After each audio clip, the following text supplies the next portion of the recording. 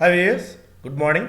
Welcome to profit master dot in. ఇవాళ 5th September Monday, గురు పూజ దినోత్సవం సందర్భంగా అందరికీ శుభాకాంక్షలు. మార్కెట్ మనకి అన్నిటికంటే అందరికంటే పెద్ద గురువు. సో మార్కెట్స్ నుంచి చాలా నేర్చుకుందాం, ఎప్పటికప్పుడు నేర్చుకునే ప్రయత్నం చేస్తూనే ఉందాం. నిత్య విద్యార్థిగా ఉంటూ నిన్న చేసిన తప్పును ఇవాళ చేయకుండా, ఇవాళ చేసిన తప్పులు ఏమైనా ఉంటే రేపు రెక్టిఫై చేసుకుని మళ్ళీ ఆ మిస్టేక్స్ని రిపీట్ చేయకుండా ఉండే ప్రయత్నం చేద్దాం. ఏ రోజుకి ఆ రోజు కొత్త తప్పులు చేయండి, కానీ చేసిన తప్పునే మళ్ళీ రిపీట్ చేయకుండా పాత వాటి నుంచి అనుభవాలు నేర్చుకొని మనం కొత్త తప్పులు చేస్తూ ఎప్పటికప్పుడు నేర్చుకుంటూ వెళ్తే మార్కెట్స్ మనకి మంచి డబ్బులు ఇస్తాయి. అందులో అయితే ఎలాంటి సందేహం లేదు. దీన్ని నెగ్లెక్ట్ అయితే చేయకండి. ప్రొఫెషనల్గా ట్రేడ్ చేసేవాళ్ళు, లేదంటే ప్రొఫెషనల్గా ఇన్వెస్ట్ చేసేవాళ్ళు నేర్చుకొని, ఎలా అయితే ఇప్పుడు ఏ సబ్జెక్ట్ అయినా మనం నేర్చుకొని చేస్తామో అలా నేర్చుకునే ప్రయత్నం చేస్తే సో మార్కెట్స్ మనకి చాలా ఇస్తుంది. అందులో అయితే ఎలాంటి సందేహం లేదు. ఇంకా ఏషియన్ మార్కెట్స్ పరంగా చూస్తేనేమో బలహీనమైన ట్రెండ్ ఉంది. ఒక 0.1%, 0.2% నష్టాల్లో ట్రేడ్ అవుతున్నాయి. లాస్ట్ ట్రేడింగ్ సెషన్ రోజున అమెరికన్ మార్కెట్స్లో గట్టిగా ఒత్తిడి వచ్చింది. లాభాల నుంచి నష్టాల్లోకి జరుగుతున్నాయి. డౌ జోన్స్ 1%, S&P 500 కూడా 1% మేర నష్టపోతే, నాస్డాక్ 1.5% మేర కోల్పోయింది. అండ్ ఆయిల్ బ్రెంట్ క్రూడ్ $94-95 దగ్గర ట్రేడ్ అవుతుంది. గోల్డ్ $1723 దగ్గర కొనసాగుతుంది. క్రిప్టో కరెన్సీస్లో బిట్ కాయిన్ 20,000 దిగువనే కొనసాగుతుంది. సో కొన్ని మేజర్ కరెన్సీస్ ఒకటి ప్లస్ ఆయిల్, గోల్డ్ ఈ రెండు వీక్గానే ఉండడం కొద్దిగా ఆందోళన కలిగించే విషయంగా ఉంది. ఎందుకంటే అసెట్ క్లాసెస్ అన్ని బలహీనపడుతున్న తరుణంలో డిమాండ్ అండ్ సప్లైకి సంబంధించి ఎకనామిక్ యాంగిల్లో పరంగా చూస్తే కొద్దిగా టెన్షన్ కలిగించేదిగా ఉంటుంది. But let's wait and see. ఎందుకంటే మన దేశానికి సంబంధించి వచ్చిన ఎలాంటి మేజర్ ముప్పు అయితే ఏం కనిపించట్లేదు. EU energy chief urges China and India to support A price cap on Russian oil. So Russian oil మీద ఒక ప్రైస్ క్యాప్ విధించాలని చెప్పి యూరోపియన్ యూనియన్ దేశాలు కోరుతున్నాయి. కాకపోతే ఎవరైతే ప్రైస్ క్యాప్ విధిస్తారో వాళ్ళకి చమురును అమ్మేది లేదు అని చెప్పి రష్యా తెగేసి చెప్పింది. బట్ చైనా సంగతి పక్కన పెడితే ఇండియా అలాంటి నిర్ణయం తీసుకుంటుందా, రష్యాతో విరోధం పెట్టుకున్న ప్రయత్నం చేస్తుంది అన్నది చూడాలి. ఎందుకంటే మనకు కొద్ది గొప్ప చవక ఆయిల్ ఇప్పుడు రష్యా నుంచి వస్తుంది కాబట్టి. And China Shenzhen to adopt tiered COVID measures, Chengdu extends lockdown. So చైనాలో లాక్డౌన్ కొనసాగుతూనే ఉంది. చాలా అధిక ప్రాంతాల్లో కోవిడ్ కట్టడిలో భాగంగా ఆ దేశం అనేక చర్యలు చేపడుతున్నప్పటికీ అవి ఏవి సఫలీకృతం అంతగా అవుతున్నట్టు ఏమి మనకి కనిపించట్లేదు. సో మన మార్కెట్స్ విషయానికి వచ్చే ముందు నిన్న ప్రాఫిట్ మాస్టర్ విజయవాడలో నిర్వహించిన 2 రోజుల వర్క్షాప్, శని ఆదివారాలు వర్క్షాప్ సక్సెస్ఫుల్గా జరిగింది. చాలా ఇన్ఫార్మ్డ్ ఇన్వెస్టర్స్ వచ్చారు. చాలా డౌట్స్ని అడిగి క్లారిఫై చేసుకున్నారు. వచ్చిన వాళ్ళు రిపీటెడ్గా 25-30% వస్తూనే ఉన్నారు. ఎందుకంటే వచ్చిన ప్రతిసారి కొత్త సబ్జెక్ట్ నేర్చుకుంటున్నామని వాళ్ళతో మాట్లాడినప్పుడు తెలిసింది. అండ్ టెక్నికల్ అనాలిసిస్ ఒకరోజు, ఫండమెంటల్ అనాలిసిస్ ఒకరోజు, చాలా క్లియర్ కట్గా చాలా అంశాలు, ఎంట్రీ ఎగ్జిట్ స్ట్రాటజీస్, అలాగే ట్రేడర్స్ ఎలాంటి వ్యూహాలు నేర్చుకోవాలి, ఆప్షన్స్ ట్రేడర్స్, ఇవన్నీ అంశాలు కూడా వాళ్ళు నేర్చుకున్నారు. ఒక దుర్వార్త ఉదయాన్నే, అంటే నిన్న సాయంత్రమే తెలిసింది అనుకోండి ఆ విషయం. Tata sons chief Cyrus Mistry killed in car crash. వరుసగా రోజుల వ్యవధిలోనే 2 ప్రముఖుల వ్యక్తుల దుర్మరణం కొద్దిగా బాధిస్తోంది. సైరస్ మిస్త్రీ, ఒకప్పుడు టాటా సన్స్ చైర్మన్గా పనిచేసిన సైరస్ మిస్త్రీ గారు రోడ్డు ప్రమాదంలో మరణించారు. సో దీనికి సంబంధించి చాలామంది ప్రముఖులు సంతాపం వ్యక్తం చేశారు. అయితే టాటా సన్స్తో చాలా కాలం నుంచి విభేదాలు ఉన్న సంగతి మన అందరికీ తెలిసిందే. ఇప్పుడు వీళ్ళు Tata Sons SP group feud కొద్దిగా ముగింపు పలుకుతుందా దీని తర్వాత అన్న చర్చ చాలా బిజినెస్ సర్కిల్స్లో జరుగుతుంది. ఎందుకంటే టాటా సన్స్కి ఎస్పీ గ్రూప్, షాపూర్జీ పల్లోంజీ గ్రూప్కి ఈ సైరస్ మిస్త్రీ ఎగ్జిట్ తర్వాత తీవ్రమైన పరిణామాలు చోటు చేసుకున్నాయి. సో దీని తర్వాత ఏమన్నా కొద్దిగా ఉపశమనం టాటా సన్స్కి లభిస్తుందేమో అన్నది చూడాలి. బట్ చావులో కూడా వ్యాపారం అవసరమా అని అనిపించవచ్చు. But still business as it is, దాని పాటికి అది కొనసాగుతూనే ఉంటుంది. Adani group reaches out to CreditSights on debt concerns, underlines its systematic capital management plan, improved net debt operating profit ratio. CreditSights ఏదైతే అదాని కంపెనీస్ అప్పుల మీద వాళ్ళు ఒక ఫుల్ లెంత్ రిపోర్ట్ ఇచ్చిందో వాళ్ళని రీచ్ అవుట్ చేసే ప్రయత్నం చేస్తుంది. Adani group capital management plan స్థిరంగా ఉంది, డెట్ ఆపరేటింగ్ ప్రాఫిట్ రేషియో మెరుగైన స్థితిలో ఉంది, అందువల్ల ఆందోళన పడాల్సిన అవసరం లేదన్నట్టుగా వాళ్ళకున్న డేటాతో వాళ్ళు షేర్ చేసుకునే ప్రయత్నాలు అదాని గ్రూప్ చేస్తుంది. మొత్తానికైతే అదాని గ్రూప్ డెట్ అనేది చాలా కంపెనీస్కి ఒక టెన్షన్ పెట్టించే విధంగానే ఉంది, ఎందుకంటే హ్యూజ్ డెట్ తీసుకుంది కాబట్టి. SBI HDFC bank to raise up to 10,000 crores via 81 bonds. So tier 1 bonds జారీ చేయడం ద్వారా దాదాపు 10,000 కోట్ల రూపాయలను సమీకరించాలని చెప్పి ఎస్బీఐ అండ్ హెచ్డిఎఫ్సి బ్యాంక్ భావిస్తున్నాయి. ఒక మేజర్ అప్డేట్ ఇది. ఫస్ట్ పేజ్లో ఇది అంశాలు. Southern stars shine as Bollywood fades. Bollywood ఇక ఫేడ్ అవుతున్న తరుణంలో southern stars like Allu Arjun, Rashmika Mandanna, Ram Charan, Samantha లాంటి వాళ్ళు రూల్ చేస్తున్నారు. రీసెంట్గా ఇక్కడ చదివిన దాని ప్రకారం Allu Arjun per day call sheet 7.5 కోట్ల రూపాయల దగ్గర ఛార్జ్ చేస్తున్నారు. ఒక యాడ్స్ కానీ ఒక ప్రమోషన్లు కానీ ఆయన పాల్గొనాలి అంటే 7.5 crores పర్ డే. ఇక festive crowds sold on gold as a rates dip. So jeweller retails చెప్తున్న దాని ప్రకారం దాదాపు 4% దాకా ప్రైస్ తగ్గిన కారణంగా గోల్డ్ డిమాండ్ కొద్దిగా gold rates have fall in India on peak global cues. సాధారణంగా ఇంటర్నేషనల్ మార్కెట్స్లో $1,850, $1,860 దగ్గర ఉన్న గోల్డ్ $1,720, $1,730కి దిగి వచ్చిన తరుణంలో గోల్డ్కి కొద్ది గొప్ప మళ్ళీ డిమాండ్ పెరుగుతోంది. ఎందుకంటే ఇక్కడి నుంచి ఫెస్టివ్ సీజన్ మనకు స్టార్ట్ అవుతుంది వినాయక చవితి అయిపోయిన తర్వాత కాబట్టి. Dasara, Deepavali major festive season అంతా ఇక్కడి నుంచి స్టార్ట్ అవుతుంది. గోల్డ్ ధరలు తగ్గడం వల్ల క్రౌడ్ పెరుగుతోంది, డిమాండ్ పెరుగుతుంది అని చెప్పి. సో గోల్డ్ రిటైలర్స్ స్టాక్స్ మీద మనం కొద్ది గొప్ప ఫోకస్ పెట్టవచ్చు. OYO May add 600 new hotels in south India. దక్షిణాది రాష్ట్రాల్లో 600 కొత్త రూమ్స్ని, 600 కొత్త హోటల్స్ని వీళ్ళు టైఅప్ పెట్టుకొని ఇక్కడ నెట్వర్క్ని మరింతగా స్ట్రెంత్ చేసుకునే విధంగా ఓయో ప్రయత్నాలు మొదలుపెట్టింది. Company to Boost both corporate and leisure segment.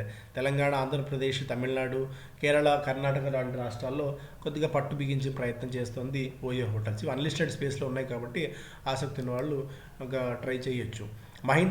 Mahindra Lifespaces expects 2.5-fold rise in bookings soon. బుకింగ్స్లో 2.5 రెట్ల వృద్ధిని ఆశిస్తున్నట్టు మహీంద్రా లైఫ్ స్పేసెస్ చెప్పింది. ఇది కూడా most of the fundamental analyst recommend చేసే స్టాక్ ఇది. మహీంద్రా లైఫ్ స్పేసెస్ కూడా బాగా పర్ఫామ్ చేసే అవకాశం ఫ్యూచర్లో ఉంది అని చెప్పి దీన్ని కూడా మనం కన్సిడర్ చేసుకోవచ్చు. 2.5 కోట్ల రూపాయల బుకింగ్స్ అవుతాయి రాబోయే 3 ఏళ్లలో అని చెప్పి మహీంద్రా లైఫ్ స్పేసెస్ భావిస్తోంది.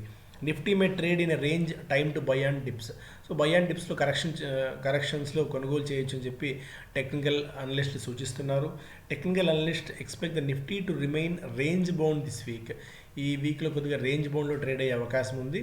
స్టాక్ స్పెసిఫిక్ యాక్షన్గా ఉండొచ్చు. ITC, Pidilite, HAL, BEL, L&T, Mahindra and Mahindra, India mart, TVS Motors and United spirits కొద్దిగా బుల్లిష్నెస్ని ధోరణి కనబరిచే అవకాశం ఉంది అని చెప్పి సూచిస్తున్నారు. ఇవి స్టాక్స్ ట్రేడర్స్ టెక్నికల్ అనలిస్ట్ ఇచ్చిన స్టాక్స్. ఇక India's consumption uptick bring back FPI money in August నెలలో foreign portfolio investors money FPI money కొద్దిగా వచ్చింది. ఎందుకంటే కన్జంప్షన్ లెడ్ థీమ్స్లో కన్జంప్షన్ పెరుగుతున్న తరుణంలో వాటిని క్యాష్ చేసుకునేందుకు FPIs మళ్ళీ వచ్చారు. ఆగస్ట్ నెలలో మంచి దాదాపు 51,000 కోట్ల రూపాయల మేర వీళ్ళు పంపు చేశారు. గత 20 నెలల్లో చూస్తే ఇది ఒక హైయెస్ట్ డేటాగా మనం అనుకోవచ్చు. అర్బన్ కన్జంప్షన్ పెరిగింది, రూరల్ కన్జంప్షన్ పెరిగింది, ఫెస్టివ్ సీజన్ కిక్ స్టార్ట్ అయింది కాబట్టి ఇది ఆ బయోన్సీ, ఆ చీర్ అనేది మార్కెట్స్లో అంటే నాట్ ఓన్లీ స్టాక్ మార్కెట్స్ బయట ఎకానమీలో కనిపిస్తుంది. అందువల్ల దాన్ని క్యాషింగ్ చేసుకోవడానికి FPIs మళ్ళీ వస్తున్నారు.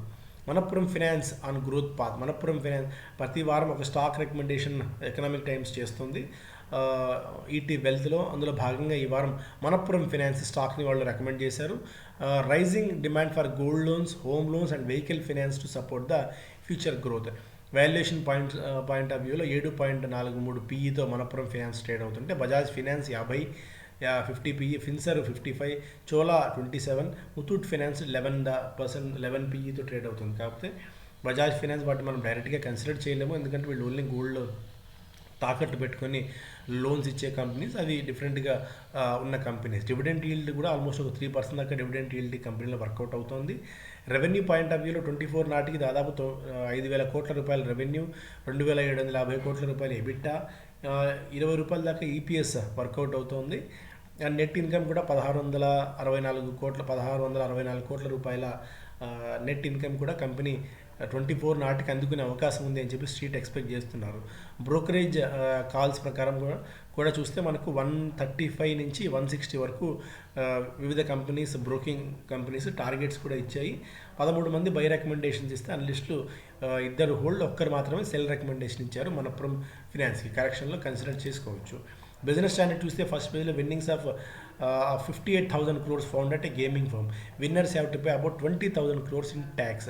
దాదాపు 58,000 కోట్ల రూపాయల మేర వీళ్ళు విన్నర్స్ అంటే గేమ్స్ ఆడి డబ్బులు సంపాదించిన వాళ్ళు ఉన్నారు. రకరకాల అందులో 20,000 దాకా ట్యాక్స్ కట్టాల్సిన అవసరం ఉంది అని చెప్పి వాళ్ళు వేటలో పడింది ఇప్పుడు ప్రభుత్వం. సైరస్ మిస్త్రీ మనం ఆల్రెడీ చదివాం. టాటా ప్లే ఐపీఓ డిస్నీ మే సెల్ 10%. సో టాటా ప్లే మనమైతే ఒకప్పుడు టాటా స్కై ఉన్నది, ఇప్పుడు టాటా ప్లేగా మార్చిన సంగతి మన అందరికీ తెలుసు. దానిలో డిస్నీకి వాటా ఉంది. ఆ డిస్నీ తన వాటాలో 10% విక్రయించాలని చెప్పి భావిస్తోంది. ఆ 10% విక్రయం ద్వారా దాదాపు 3,200 కోట్ల రూపాయలు సమీకరించాలనేది డిస్నీ ఆలోచన.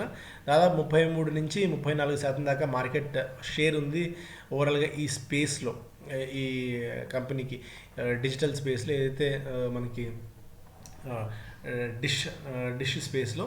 సో 34% దాకా స్టేక్ ఉంది కాబట్టి దాన్ని ఇప్పుడు క్యాషింగ్ చేసుకోవాలి. Disney has around 30% stake in Tata play. 30% దాకా ఉంది డిటిహెచ్ విభాగంలో డిస్నీకి టాటాలో. అందులో 10% వరకు ప్రస్తుతం విక్రయించాలని చెప్పి కంపెనీ భావిస్తోంది. సో టాటా నుంచి మరొక ఐపీఓ త్వరలో వచ్చే అవకాశం మనకి సిద్ధంగా ఉంది. And market trend remains positive. Grey market of TMB dream folks positive. So ఇక్కడ మనకి మంగళవారం లిస్ట్ కాబోతుంది. డ్రీమ్ ఫోక్స్ 30% దాకా ప్రీమియంతో లిస్ట్ కావచ్చు అని చెప్పి స్ట్రీట్ ఎక్స్పెక్ట్ చేస్తుంది. టీఎంబీకి కొన్ని లీగల్ ఇష్యూస్ ఉన్నప్పటికీ కూడా ఫ్యూచర్ పొటెన్షియల్ బాగా ఉంటుందన్న ఉద్దేశంతో దీని మీద కూడా ఫోకస్ కొద్దిగా ఉంది. 56 రెట్లు ఇప్పటికే ఓవర్ సబ్స్క్రైబ్ అయిన సంగతి మనందరికీ తెలుసు. డ్రీమ్ ఫోక్స్ 57 రెట్లు, ఇది కూడా మెరుగ్గా సబ్స్క్రైబ్ అవుతుంది అని చెప్పి స్ట్రీట్ భావిస్తోంది. గ్రే మార్కెట్ ప్రీమియం రెండింటికి బాగానే ఉంది. స్టిల్ మనకి టీఎంబీని లాంగ్ టర్మ్ హొరైజన్ ఉన్న వాళ్ళు కన్సిడర్ చేసుకోవచ్చు. Pipe manufacturers and investors trader. Pipe మ్యానుఫ్యాక్చరర్స్కి కొద్దిగా నెగిటివ్గా ఉంది, బట్ ఎందుకంటే క్రూడ్ కూడా పెరుగుతుంది కాబట్టి ఇప్పుడు కొద్ది రోజుల నుంచి ఈ రా మెటీరియల్ కాస్ట్ కొద్దిగా తగ్గుముఖం పడుతున్న తరుణంలో కొద్దిగా డిమాండ్ పెరగచ్చేమో అని చెప్పి స్ట్రీట్ భావిస్తోంది. సో పీవీసీ మ్యానుఫ్యాక్చరర్స్ ఎస్పెషల్లీ మనకి ఆస్ట్రాల్ పైప్స్ ఒకటి, సుప్రీం ఇండస్ట్రీస్, ఈ 2 స్టాక్స్ మీద ఫోకస్ పెట్టుకోవచ్చు.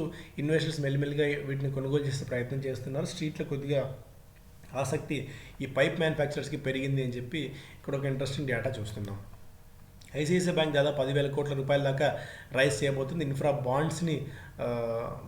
బాండ్స్ ద్వారా, అంటే బాండ్స్ ఇచ్చి ఇన్ఫ్రాస్ట్రక్చర్ బాండ్స్ని 10,000 కోట్ల రూపాయల దాకా సమీకరించాలని చెప్పి భావిస్తుంది. సో బ్యాంక్స్ అంతా కూడా నిధులను సమీకరించే ప్రయత్నాల్లో ఉన్నాయి. అంటే దీన్ని బట్టి మనం అర్థం చేసుకోవాల్సింది ఏంటంటే బాగా క్రెడిట్ క్రేవింగ్ పెరిగిపోతుంది. అంటే క్రెడిట్ అవసరం బాగా పెరుగుతుంది. అంటే తీసుకునే లోన్ డిస్బర్స్మెంట్స్ బాగా పెరుగుతున్నాయి. లోన్స్ తీసుకునే వాళ్ళ సంఖ్య పెరుగుతుంది. లోన్స్ ఎప్పుడు తీసుకుంటాము, ఎకానమీ రివైవ్ అయ్యి మళ్ళీ చాలా ఫాస్ట్గా గ్రోత్ పాత్రలు వెళ్తున్నప్పుడు బ్యాంక్స్కి నిధులు అవసరం ఉంటాయి. ఆ బ్యాంక్స్ నిధుల అవసరాన్ని బట్టి చూస్తే, గ్రౌండ్లో రియాలిటీని బట్టి చూస్తే మనకి ఎకానమీ స్ట్రాంగ్గా రీబౌండ్ అవుతుంది, రివైవ్ అవుతుంది అనే సంకేతాలు కూడా ఉన్నాయి. కాబట్టి యాజ్ ఆఫ్ నో ఎకానమీ గురించి మనం అంత భయపడాల్సిన పని ఏం కనిపించట్లేదు. సో అప్పుడప్పుడు కరెక్షన్స్ వచ్చినప్పుడు డిఫరెంట్ ఫేజెస్ ఉంటాయి కాబట్టి మంచి స్టాక్స్ని ఐడెంటిఫై చేసి మనం పెట్టుకుంటే ఏదైనా కరెక్షన్స్ వచ్చినప్పుడు మనం వాటిని ల్యాప్అప్ చేసుకోవచ్చు. But mid and small caps వైపు ఇప్పుడు వెళ్ళి చేతులు కాల్చుకోకండి. క్వాలిటీ స్టాక్స్ని కొద్దిగా ₹1 ఎక్కువైనా సరే క్వాలిటీ స్టాక్స్లో మాత్రం ఉండే ప్రయత్నం చేయండి. సో ఇది major updates. Thank you so much. Have a great day.